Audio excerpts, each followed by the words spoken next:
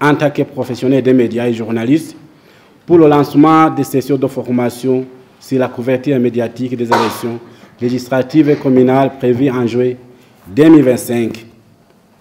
Ces formations interviennent des mois avant les élections, une phase si cruciale où les Burundais choisiront leurs gouvernants.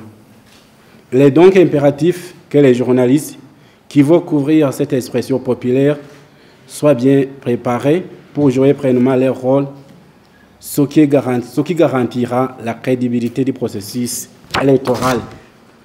Mesdames et messieurs, distingués invités, la couverture des élections n'est pas une nouveauté pour les journalistes burundais. C'est une expérience ancienne qui remonte de 2005, lorsque les journalistes burundais, ici des différents médias, ont commencé à s'organiser pour couvrir les élections en synergie.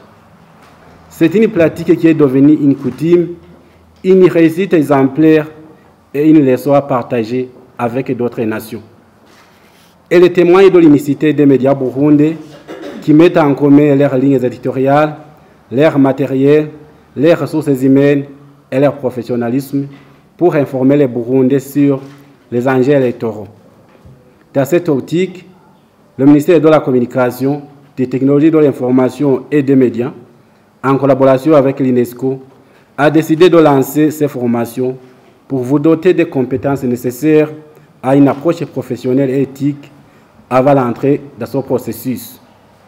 Ainsi, à travers ces sessions, nous allons explorer des thèmes liés à la couverture médiatique des élections et aux défis posés par cette couverture à l'ère du numérique, qui est marquée par des phénomènes de désinformation, mésinformation et malinformation, lesquels peuvent en fait de compte conduire à des discours de haine ou de division.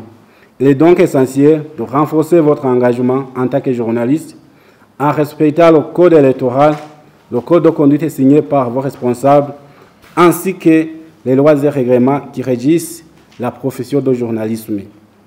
Engagez-vous en cette période sensible à ne produire des informations vérifiées de nature à construire la société plutôt qu'à la déstabiliser.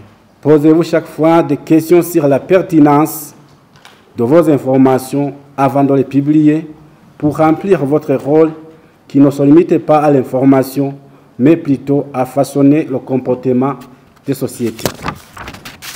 Enfin, je vous encourage donc à tirer pleinement parti de ces formations, à poser des questions, à partager vos expériences et à vous engager activement dans cette démarche collective.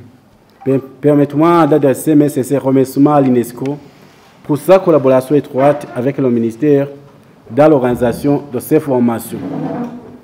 Mes vifs remerciements s'adressent également à vous, cadres professionnels des médias et journalistes, qui avez répondu à notre invitation. Je vous souhaite d'excellentes sessions de formation qui vivent la synergie des médias pour une élection transparente au Burundi. Merci.